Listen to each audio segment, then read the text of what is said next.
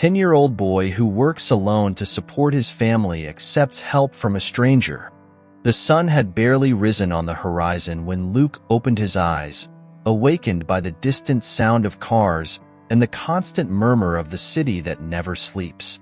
The small room where he slept was lit by beams of light that passed through the gaps in the wooden boards that made up the shack's walls. The space was cramped, with a thin mattress on the floor and a few carefully folded clothes in one corner. Despite the simplicity and precarious conditions, this place was what Luke called home. Careful not to make any noise, Luke got up and put on his faded t-shirt and worn-out shorts. He looked to the other side of the small room, where his 13-year-old sister Megan was still sound asleep. Her serene face and sleep hid the worries and responsibilities she carried during the day. Luke smiled slightly, happy to at least let her rest a little longer. In the small improvised kitchen, Beth, Luke's grandmother, was already awake, stirring an old pot on a rusty two-burner stove. The smell of oatmeal filled the air, providing modest comfort on that cold morning. "Good morning, Grandma," Luke said softly, approaching to kiss Beth's wrinkled forehead. "Good morning, my dear," she replied with a tired smile, her eyes shining with love and pride. "I made some oatmeal for you. It's not much, but it'll give you energy for the day." Luke sat at the improvised table made of planks supported by plastic crates and began to eat the warm oatmeal. Meanwhile, Beth sat beside him, watching him with concern. "Are you sure you don't want me to go with you today?" she asked, her voice laden with maternal worry. "Don't worry, Grandma. I can handle it," Luke replied, trying to sound confident. "Besides, you need to rest and take care of your leg." Beth sighed, running her hand over her knee, which was wrapped in a bandage. The accident she had a few months ago still made it difficult for her to move, and the lack of resources made it impossible to seek proper treatment. "You're too young to carry this burden, Luke," she said sadly. "I'm strong," he replied with a brave smile, "and I'll do whatever it takes to help you and Megan." After finishing his breakfast, Luke grabbed his worn-out cap and headed out the door, pulling behind him an old, rusty cart he used to collect recyclable materials. The morning air was cold and damp, and the streets of the outskirts were quiet, with only a few residents starting their daily routines. As he walked down the potholed streets, Luke kept his eyes peeled, looking for plastic bottles, cardboard, and any other material that could be sold for a few pennies. He knew these paths well, and the people in the neighborhood were already used to seeing him passing by daily, always with a smile and a friendly word. Despite the difficulties, Luke maintained a positive attitude. As he pushed his cart, he imagined himself dressed in a police uniform, helping people and protecting his community. This dream kept him motivated, giving him hope for a better future. During the day, Luke faced various challenges. At one point, his cart got stuck in a ditch, and he had to use all his strength to free it. At another moment, a group of older boys tried to intimidate him and steal the materials he had collected, but Luke managed to escape, running through narrow alleys he knew well. By midday, the sun was high, and the heat was intense. Fatigue began to weigh on him, but Luke kept going, determined to collect as much as possible before returning home. He knew that every penny counted, and that his efforts made a difference for his family. Meanwhile, at home, Megan took care of the household chores. She washed clothes in a basin, hung them on an improvised clothesline, and prepared a simple soup for lunch. Between tasks, Megan daydreamed, imagining herself in glamorous movie scenes, walking on red carpets and hearing applause from enchanted audiences. These fantasies were her escape from the harsh reality she lived in. Beth spent the day sitting in an old rocking chair, trying to sew clothes by hand since her sewing machine was broken. Her fingers ached, and her vision was no longer the same, but she persisted, determined to contribute somehow. The money she earned was little, but it represented her dignity and desire to provide a better life for her grandchildren. In the evening, Luke returned home exhausted and sweaty, but with the cart full of materials. Megan ran to help him, and together they began to separate and organize everything for sale the next day. Beth watched them with a mix of pride and sadness, wishing she could do more for them. During dinner, the three gathered around the small table, sharing the soup Megan had prepared. Despite the scarcity, the moment was full of love and unity. They talked about the day, shared dreams, and laughed at small things, finding joy even in the most difficult circumstances. Before going to sleep, Luke sat outside the shack, looking at the starry sky. He closed his eyes and silently prayed to God, asking for strength and opportunities for his family. In his heart, he believed that better days would come. He knew that God was listening and trusted that his faith would be rewarded. While Luke prayed, Beth, sitting in her chair, also prayed to God, thanking him for the help that always came, even in the most difficult times. She asked that God bless those around her and that somehow more blessings would come to her family. The day started like any other for Luke. The morning was still cold, but he had already begun his routine of collecting recyclable materials on the outskirts. As he pushed his old metal cart, his thoughts oscillated between the present reality and his dreams for the future. As he walked down the potholed streets, Luke thought about his grandmother Beth and his sister Megan. He knew things were tough for them. Beth did her best to take care of them, but the pain in her knee, a result of the accident, prevented her from working as before. Megan, only 13 years old, carried responsibilities that no girl her age should have. Luke knew he needed to help, but sometimes the weight of responsibility seemed overwhelming. Will things ever change? He wondered, looking at the horizon as if expecting an answer. As he collected plastic bottles and pieces of cardboard, Luke imagined what his life would be like if he could focus solely on his studies like other boys his age. His biggest dream was to become a police officer. Whenever he saw a patrol car pass by, his heart beat faster, imagining himself one day wearing the uniform, helping protect his community. But at that moment, the dream seemed as distant as the clouds he saw in the sky. The day was hot, and Luke felt the sweat trickling down his face. He was tired, but he knew he couldn't stop. Every item he collected meant a few more pennies to help at home. His body begged for rest, but his determination kept him moving.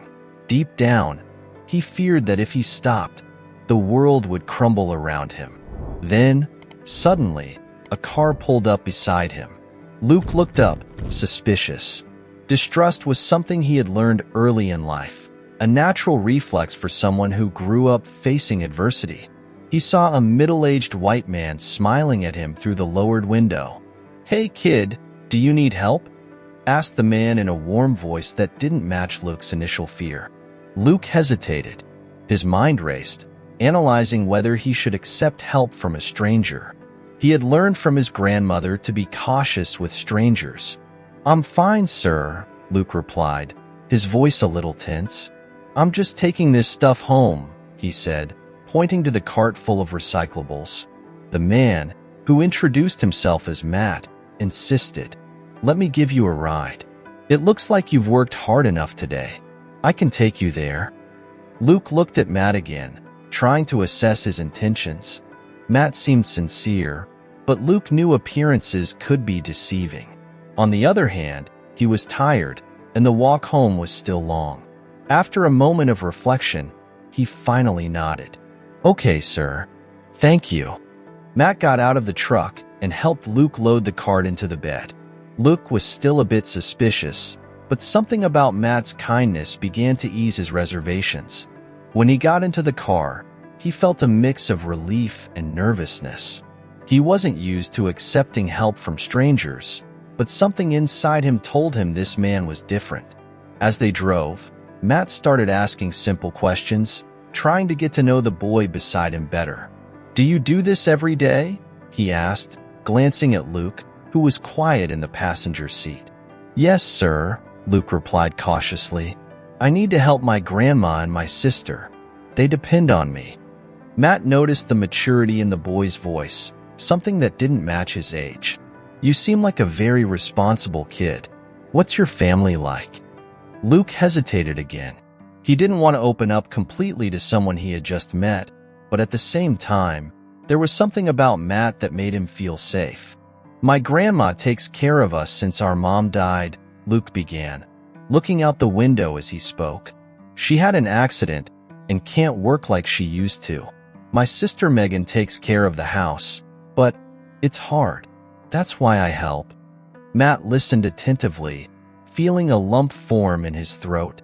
Luke's story was hard to hear, especially coming from someone so young. "And your father?" he asked hesitantly, unsure if he should broach the subject. Luke was silent for a moment. The mention of his father brought back painful memories he preferred to keep buried. "He's not in our lives anymore," he said simply, not giving any more details. Matt understood that he shouldn't press further. The pain Luke carried was evident, and he knew that some wounds were too deep to address in a simple conversation. When they arrived at Luke's home, Matt decided to help a little more. They unloaded the cart together, and as they sorted the recyclables, Matt observed the humble home and the resilience of the family. Beth, upon seeing them, thanked God for the unexpected help, and Megan smiled, though she still carried the expression of someone always worried. What Luke didn't know was that Matt wasn't just a good Samaritan, Matt thought as he left. He worked at a local television station and was deeply moved by the family's story. Upon returning to the station, Matt shared what he had witnessed with his colleagues. He suggested that Luke, Megan, and Beth's life should be told so that others would know the difficulties they faced and perhaps come together to help. The idea was met with enthusiasm. That same day, the news team began preparing to visit Luke's home, with Matt as the mediator, ready to share the family's story with the world. The next morning, Luke was busy again, organizing the recyclables he had collected the day before. He had no idea that this day would bring significant changes to his life and his family's. Meanwhile, Matt was in a meeting room at the local television station, discussing the details of the story they would cover about Luke, Megan, and Beth's life. He volunteered to be the mediator, feeling that his presence could bring more comfort to the family during the process. With everything prepared, Matt and the news team headed toward Luke's neighborhood. When they arrived at the small shack where Luke lived, Matt was the first to get out of the truck, greeting Luke with a warm smile. Luke, surprised to see him again, asked, "What are you doing here, sir?" Matt smiled. "Luke, when I heard your story yesterday, I was very moved. I want to help share this story with others who might be able to help you and your family. I brought some friends with me today." He pointed to the news team standing by the truck. Luke's eyes widened, but before he could respond, Beth appeared at the door, looking curious. "Who are these people, Luke?" Beth asked, a little apprehensive. Matt walked over to her, removing his hat as a sign of respect. "Mrs. Beth, my name is Matt, and these are my colleagues from work. Yesterday, when I helped Luke, I was deeply moved by your story. I work at a television station, and I think your family's story needs to be told. We'd like to do a report on you, with your permission." Beth looked at Matt, then at Luke and Megan, who had also come out to see what was happening. She hesitated for a moment, worried about what this could mean for her family. But when she looked into Matt's eyes, she saw sincerity and a genuine desire to help. "I don't know, sir. I never thought about exposing our lives like this," Beth said, a little nervous. "I understand, Mrs. Beth," Matt replied in a compassionate tone, "but this report could bring the help you need. There are many good people out there who, upon hearing your story, might feel touched and want to help." Megan, who was beside her grandmother, placed her hand on Beth's shoulder. "Grandma, maybe this is a chance. Maybe God sent Matt and these people to help us." Beth sighed, feeling the weight of the decision. Finally, she looked at Matt and nodded. "Okay, if this can bring some hope, we accept." With the family's permission, the news team began setting up. They set up their cameras and microphones while Matt explained to Luke, Megan, and Beth how the recording would work. The family gathered inside the simple house, and the cameras started rolling. As the interview progressed, Beth told the family's story, her voice filled with emotion and painful memories. She began by talking about how her life had been before the accident that changed everything.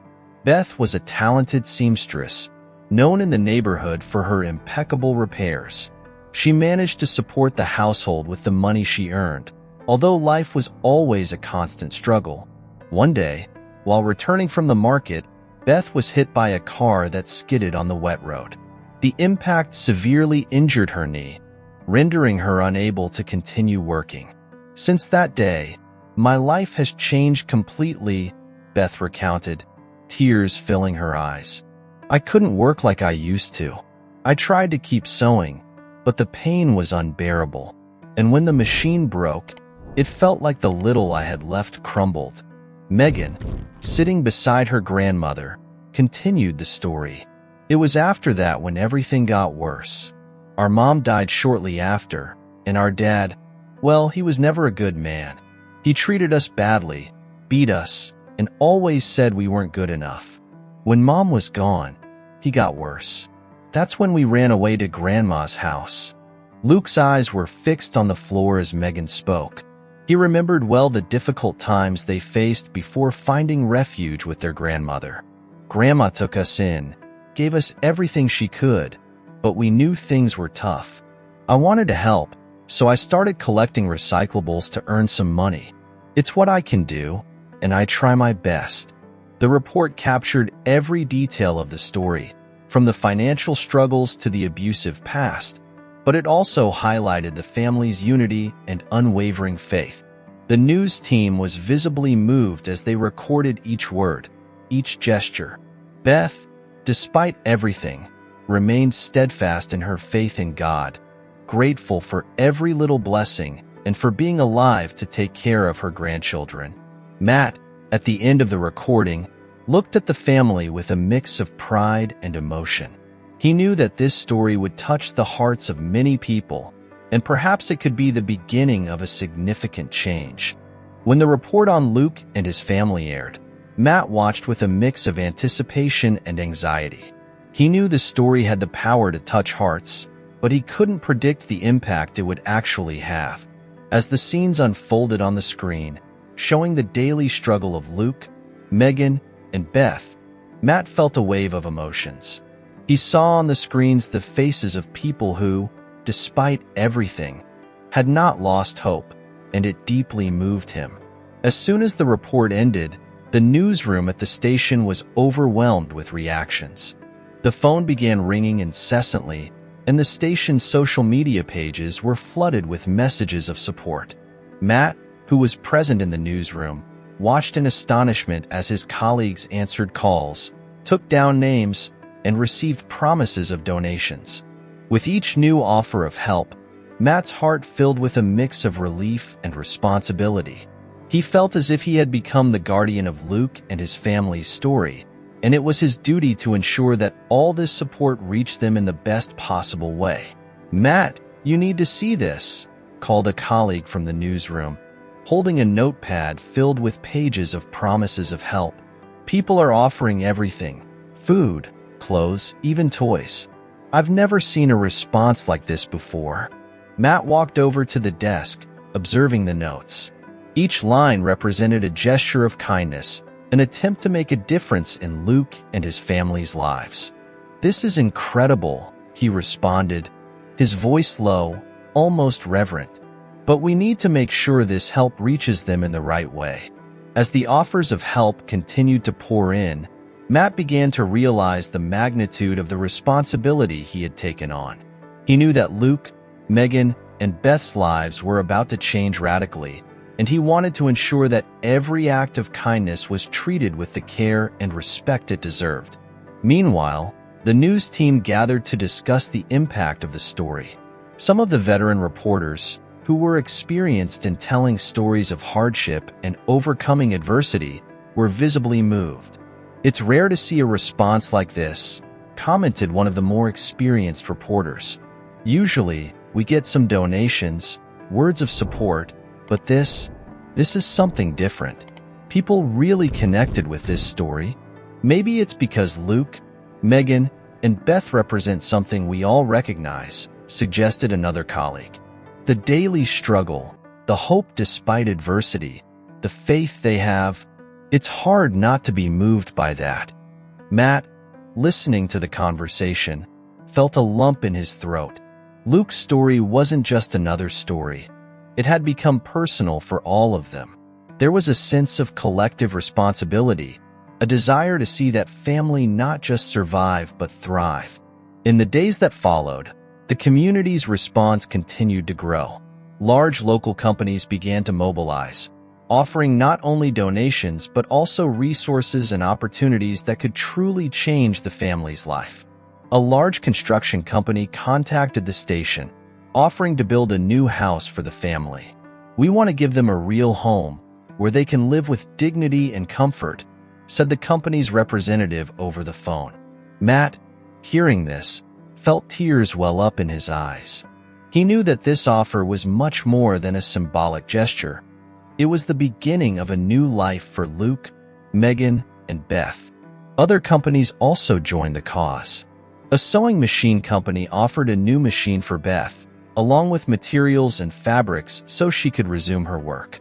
"We know how much sewing means to her, and we want to help rebuild that part of her life," they explained. Matt felt increasingly involved, more committed. He spent hours coordinating the donations, ensuring that everything was done in an organized and efficient manner. "We can't let anything get lost along the way," he told his colleagues. "Every offer, every donation has to reach them." The mobilization wasn't limited to material help. The local police, upon seeing the report, were especially touched by Luke's dream of becoming a police officer. They decided to organize a visit to Luke's home, not only to meet him but to show that his determination and courage had not gone unnoticed. "This kid has a spirit you don't see every day," commented one of the officers. "We need to support that." Matt, seeing the police's response, felt deep satisfaction. He knew that this support could be transformative for Luke. This is what he needs, Matt thought, to know that his dreams are possible, that there are people who believe in him. With everything organized, Matt and the station team decided that the best way to proceed would be to plan a coordinated visit to Luke's home, with the presence of the company representatives and the police. They wanted the family to receive the good news in person, surrounded by all the people who had been moved by their story. On the eve of the visit, Matt reflected on everything that had happened since the day he met Luke.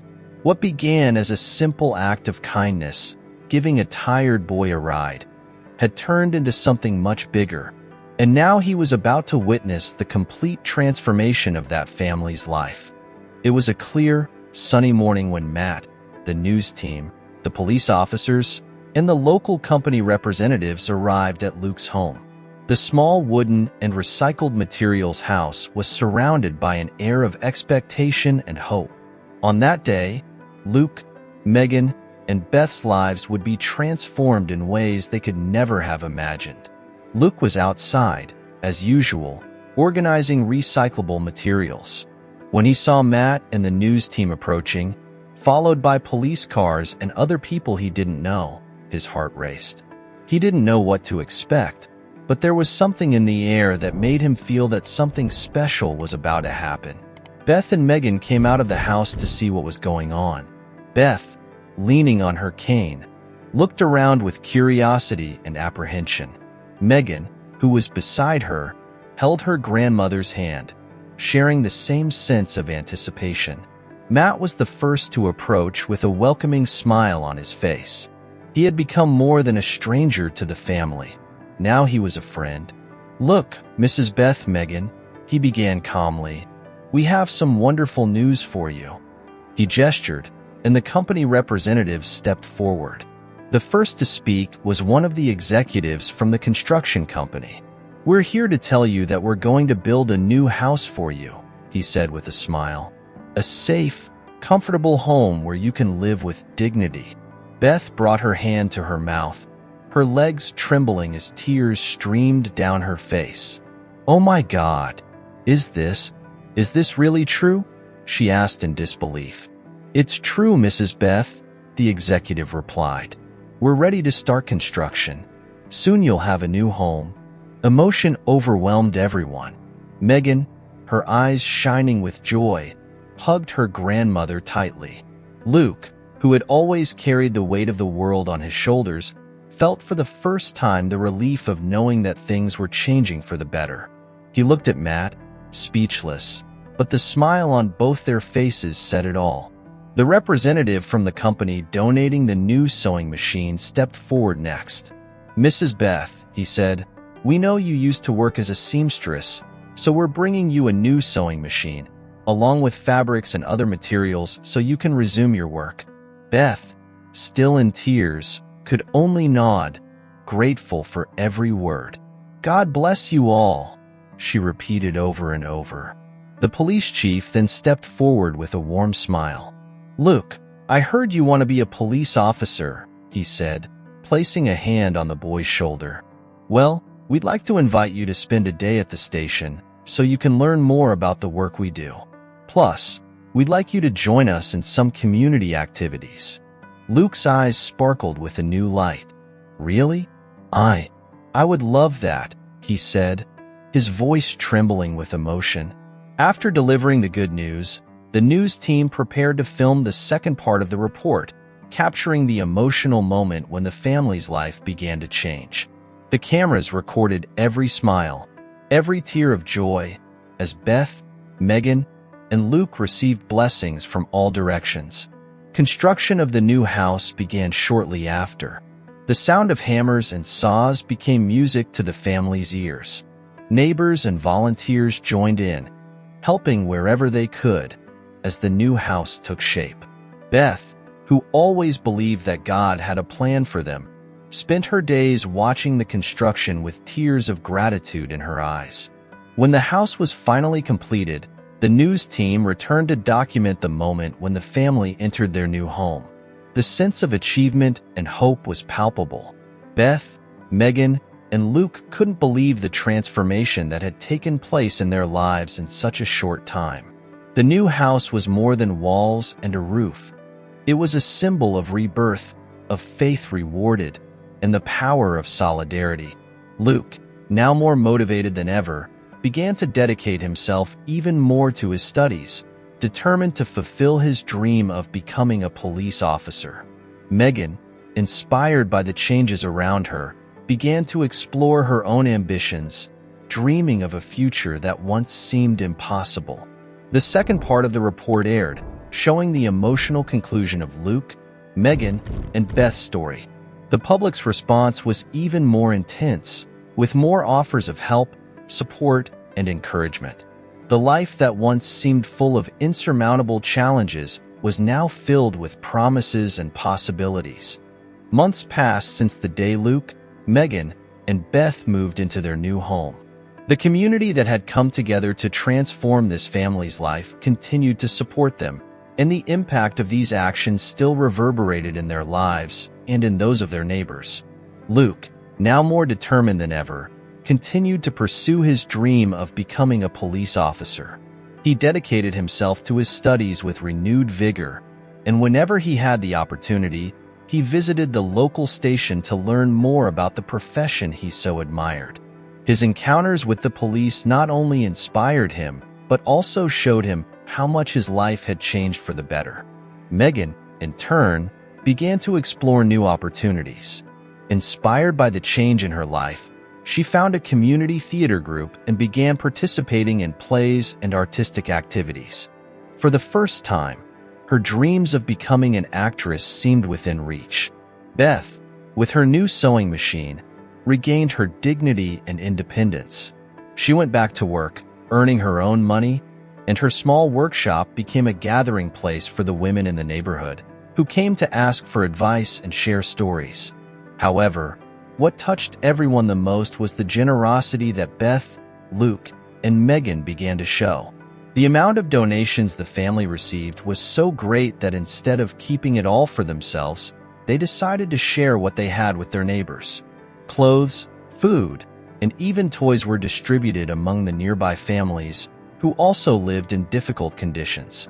The spirit of solidarity that had changed Luke and his family's lives began to spread throughout the community.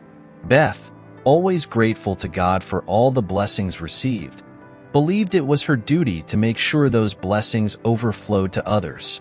God has blessed us abundantly, and now it's our turn to bless others, she would say as she handed out packages of food or clothes to those in need. Luke, Megan, and Beth's new home became a symbol of hope not only for them but for the entire community. The family's story, which began as a narrative of struggle and sacrifice, became an inspiration to everyone around them. It was proof that even in the most difficult circumstances, faith and solidarity could create significant change. The television station that had told the family's story visited them again a few months later to see how they were doing. When they recorded the follow-up report, they showed not only the new house and the transformation in Luke, Megan, and Beth's lives, but also the positive impact this change had on the entire community. Luke's story became an example of how love, generosity, and collective action can transform lives. And as Luke continued his journey to become a police officer, Megan pursued her acting dreams, and Beth kept the community united. One thing was certain: their story had touched many hearts and shown the world that with faith and solidarity, anything is possible. And so, the life of Luke and his family, once marked by insurmountable hardships, was now filled with promises and possibilities. A new chapter full of hope and love. If you enjoyed this story, don't forget to subscribe to the channel, like the video, leave a comment, and check out our next story.